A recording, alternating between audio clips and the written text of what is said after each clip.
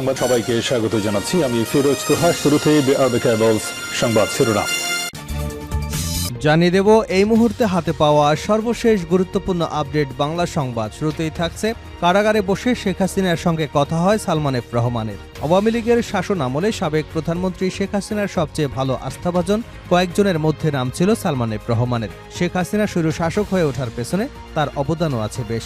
এদের মধ্যে শেখ হাসিনা দেশ থেকে পালিয়ে ভারতে চলে গেছে, অন্যদিকে সালমান এফ রহমান রয়েছেন কারাগারে। তবে কারাগারে বসেই নাকি হাসিনার সঙ্গে কথা হচ্ছে সালমান এফ রহমানের। প্রিয় দর্শক, এটা কিভাবে সম্ভব? এ বিষয়ে থাকছে একটি বিস্তারিত প্রতিবেদন, সঙ্গে থাকুন। এবারে জানাবো ব্রাহ্মণবাড়িয়ায় বিএনপির সম্মেলন ঘিরে ১৪৪ ধারা জারি। ব্রাহ্মণবাড়িয়ার বাঞ্ছারামপুর উপজেলায় পৌর বিএনপির সম্মেলনকে কেন্দ্র করে দুপক্ষের মধ্যে বিরোধের জেরে সংঘর্ষের ঘটনায় ১৪৪ ধারা জারি করেছে উপজেলা প্রশাসন। মঙ্গলবার সন্ধ্যা থেকে বৃহস্পতিবার সন্ধ্যা পর্যন্ত সম্মেলন স্থলসহ পুরো পৌর এলাকায় ১৪৪ ধারা জারি থাকবে। জানাবো সাবেক আইনমন্ত্রী আনিসুল হক ৫ দিনের রিমান্ডে। রাজধানীর উত্তরা পূর্ব থানায় গার্মেন্টস কর্মী ফজলুল করিম হত্যা মামলায় আইনমন্ত্রী আনিসুল হকের ৫ দিনের রিমান্ড মঞ্জুর করেছেন আদালত। বুধবার তাকে কারাগার থেকে ঢাকার চিফ মেট্রোপলিটন ম্যাজিস্ট্রেট আদালতে হাজির করে পুলিশ। এবারে থাকছে তারেক রহমানের জন্মদিন আজ। বিএনপির ভারপ্রাপ্ত চেয়ারম্যান তারেক রহমানের ৬০তম জন্মদিন। তবে দেশের উদ্বুদ্ধ পরিস্থিতিতে এবছর দলের পক্ষ থেকে কোনো কর্মসূচি পালন করা হচ্ছে না। এ বিষয়ে নিষেধাজ্ঞাও রয়েছে দলটির। তা না মানলে সংশ্লিষ্টদের বিরুদ্ধে সাংগঠনিক ব্যবস্থা নেওয়া হবে। তারেক রহমানের কঠোর নির্দেশনার কারণেই এমন সিদ্ধান্ত নেওয়া হয়েছে বলে জানা গেছে। জানিয়ে দেব নিরপেক্ষ হবার চেষ্টা করবে না অন্তর্বর্তী সরকারকে আব্দুস সালাম। অন্তর্বর্তী সরকারকে নিরপেক্ষ না হবার আহ্বান জানিয়েছেন বিএনপির চেয়ারপারসনের উপদেষ্টা মণ্ডলীর সদস্য বীর মুক্তিযোদ্ধা আব্দুস সালাম। তিনি বলেছেন, আপনাকে আমরা এনেছি, হাসিনাকে বিদায় করে অভ্যুত্থানের পরে এই অন্তর্বর্তী সরকার আমরা এনেছি। তাই নিরপেক্ষতার নামে আওয়ামী লীগ যাতে পুনর্বাসিত না হয় সেদিকে কিন্তু জনগণ খেয়াল রাখছে। এবং সর্বশেষ জানাবো আন্তর্জাতিক সংবাদ।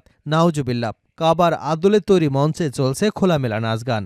পবিত্র কাবার আদলে তৈরি হয়েছে মঞ্চ, আর সে মঞ্চে নাচ গান করেছে জনপ্রিয় শিল্পী জেনিফার লোপেজ ও সেলিনা ডিওন। শুধু তাই নয়, সেখানে চলছে খোলামেলা পোশাকে ফ্যাশন শো।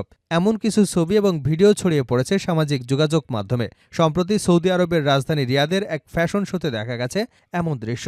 এরপর থেকেই বিশ্বজুড়ে শুরু হয়েছে সমালোচনার ঝড়। এতক্ষণ শিরোনাম শুনছিলেন, এবার বিস্তারিত। প্রিয় দর্শক, আপনি যদি এই চ্যানেলে নতুন হয়ে থাকেন, ভিডিওটি দেখতে দেখতে চ্যানেলটি সাবস্ক্রাইব করে আমাদের সঙ্গে থাকুন। আর এই ভিডিও সম্পর্কে আপনি আপনার মূল্যবান মতামতটি কমেন্ট বক্সে জানিয়ে দিন। আর হ্যাঁ প্রিয় দর্শক, জানিয়ে দিন ভিডিওটি কোথা থেকে দেখছেন। কারাগারে বসে শেখ হাসিনার সঙ্গে কথা হয় সালমান এফ রহমানের। আওয়ামী লীগের শাসন আমলে সাবেক প্রধানমন্ত্রী শেখ হাসিনার সবচেয়ে আস্থাভাজন কয়েকজনের মধ্যে নাম ছিল সালমান এফ রহমানের। শেখ হাসিনা স্বৈর শাসক হয়ে ওঠার পেছনে অবদানও আছে তার।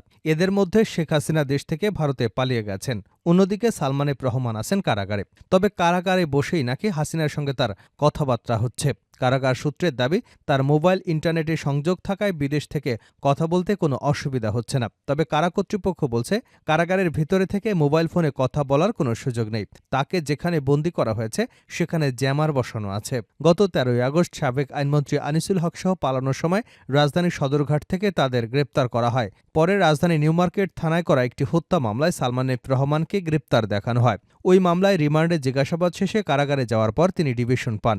ডিভিশন পাওয়ায় কারাবিধি অনুযায়ী সাধারণ বন্দীদের চেয়ে কিছু সুযোগ সুবিধা বেশি পাচ্ছেন তিনি। এর মধ্যে কারাগারে পেয়েছেন চেয়ার, টেবিল, খাট, যেগুলো ডিভিশনবিহীন বন্দীরা পান না।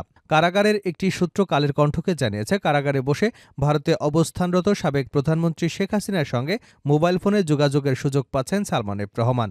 অসাধু কারারক্ষীদের ম্যানেজ করে মোবাইল ফোন ব্যবহারের সুযোগ পাচ্ছেন তিনি, যাতে ইন্টারনেট সংযোগ থাকায় বিশ্বজুড়ে যোগাযোগের সুযোগ মিলেছে তার। আর এই যোগাযোগের মাধ্যমে দেশের বিরুদ্ধে ষড়যন্ত্র করছেন তিনি। তবে কারাগারে বসে ফোনে কথা বলার সুযোগ পাওয়ার কথা নয় বলে কালের কণ্ঠের কাছে দাবি করেছেন IG prison brigadier general Syed Mohammad Motahar Hossain. তিনি বলেন, যেহেতু তথ্যটি আপনারা দিয়েছেন সেটি চেক করে দেখব।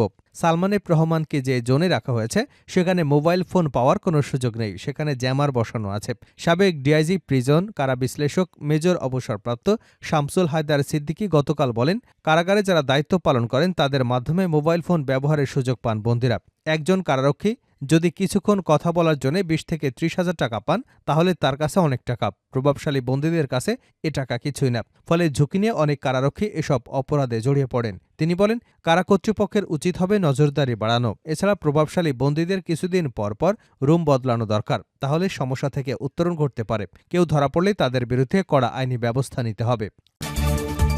ব্রাহ্মণবাড়িয়ায় বিএনপির সম্মেলনকে ঘিরে ১৪০ ধারা জারি। ব্রাহ্মণবাড়িয়ার বাঞ্ছারামপুর উপজেলা এবং পৌর বিএনপির সম্মেলনকে কেন্দ্র করে দুপক্ষের মধ্যে বিরোধের জেরে সংঘর্ষের ঘটনায় ১৪০ ধারা জারি করেছে উপজেলা প্রশাসন। মঙ্গলবার সন্ধ্যা থেকে বৃহস্পতিবার সন্ধ্যা পর্যন্ত সম্মেলন স্থলসহ পুরো পৌর এলাকায় ১৪০ ধারা জারি থাকবে।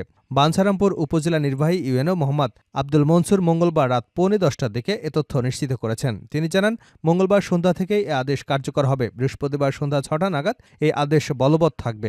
এ সময় উল্লেখিত স্থানের মধ্যে কোথাও কোনো ধরনের সভা সমাবেশ করা যাবে না।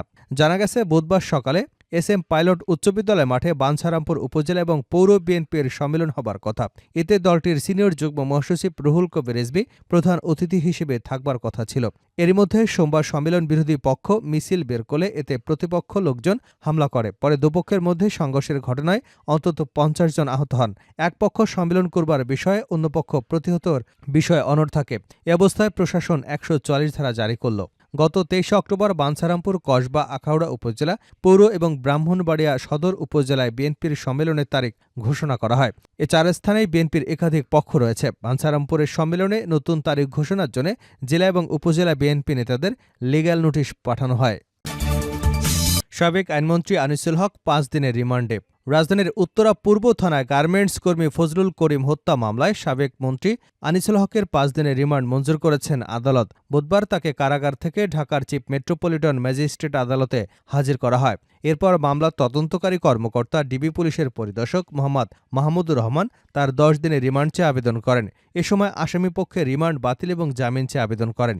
অন্যদিকে রাষ্ট্রপক্ষ জামিনের বিরোধিতা করেন। উভয় পক্ষের শুনানি শেষে ঢাকার মেট্রোপলিটন ম্যাজিস্ট্রেট মোহাম্মদ ইমরান আহমেদ তার জামিন নামঞ্জুর করে রিমান্ডের আদেশ দেন। গত 13 আগস্ট গোপন তথ্যের ভিত্তিতে নৌপথে পলায়নরত অবস্থায় রাজধানীর সদরঘাট এলাকা থেকে সাবেক আইনমন্ত্রী আনিসুল হককে গ্রেপ্তার করা হয়। মামলার এজাহার সূত্রে জানা যায়, গত 5 আগস্ট বৈষম্য বিরোধী ছাত্র আন্দোলনে গুলিবিদ্ধ হয়ে আহত হন ফজলুল করিম। পরে চিকিৎসাধীন অবস্থায় তিনি মারা যান। এ ঘটনায় নিহতের ভাই বাদী হয়ে রাজধানীর উত্তরা পূর্ব থানায় 40 জনের নাম উল্লেখ করে মামলা করেন তিনি। তারেক রহমানের জন্মদিন আজ বিএনপির ভারপ্রাপ্ত চেয়ারম্যান তারেক রহমানের 60তম জন্মদিন। তবে দেশের উদ্বুদ্ধ পরিস্থিতিতে এবছর দলের পক্ষ থেকে কোনো কর্মসূচি পালন করা হচ্ছে না। এ বিষয়ে নিষেধাজ্ঞাও রয়েছে দলটির। তা না মানলে সংশ্লিষ্টদের বিরুদ্ধে সাংগঠনিক ব্যবস্থা নেওয়া হবে। তারেক রহমানের কঠোর নির্দেশনার কারণেই এমন সিদ্ধান্ত নেওয়া হয়েছে বলে জানা গেছে। তারেক রহমান 1965 সালের 20 নভেম্বর জন্মগ্রহণ করেন। তিনি সাবেক রাষ্ট্রপতি জিয়াউর রহমান এবং সাবেক প্রধানমন্ত্রী খালেদা জিয়ার বড় ছেলে। তার ডাকনাম পিনো। তিনি 22 বছর বয়সে 1988 সালে বগুড়া গাবতলী থানা বিএনপির সদস্য হন।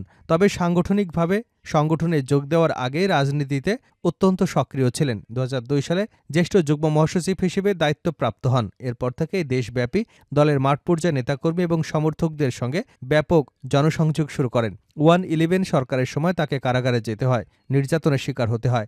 এক পর্যায়ে চিকিৎসার জন্য তিনি লন্ডনে যান। সেখান থেকেই ধীরে ধীরে তিনি দল পরিচালনায় সম্পৃক্ত হন।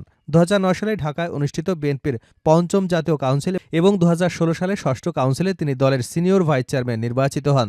2018 সালের 8 ফেব্রুয়ারি বিএনপি চেয়ারপারসন খালেদা জিয়া কারাগারে যাবার পর থেকে দলের ভারপ্রাপ্ত চেয়ারম্যান হিসেবে যুক্তরাজ্য থেকেই দায়িত্ব পালন করছেন তিনি।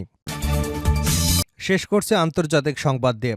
নাউজুবিল্লাহ, কাবার আদলে তৈরি মঞ্চে চলছে খোলামেলা নাচগান। পবিত্র কাবার আদলে তৈরি করা হয়েছে মঞ্চ, আর সে মঞ্চে নাচগান করছে জনপ্রিয় শিল্পী জেনিফার লোপেজ, সেলিনা ডিওন, এবং শুধু তাই নয়, সেখানে চলছে খোলামেলা পোশাকে ফ্যাশন শো। এমন কিছু ছবি এবং ভিডিও ছড়িয়ে পড়েছে সামাজিক যোগাযোগ মাধ্যমে।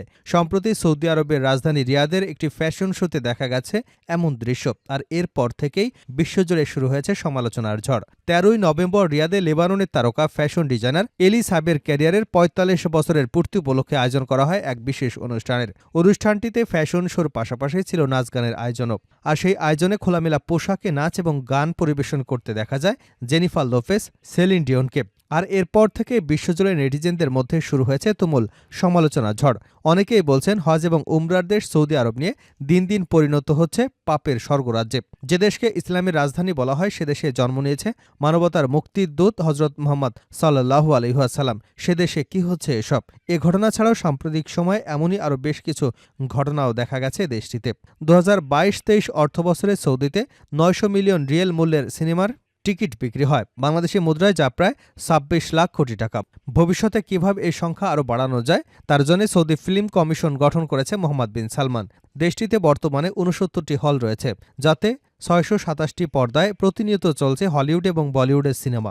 আর এসব সিনেমা মুসলিম সংস্কৃতি থেকে কতটা দূরে তা বলাই বাহুল্য।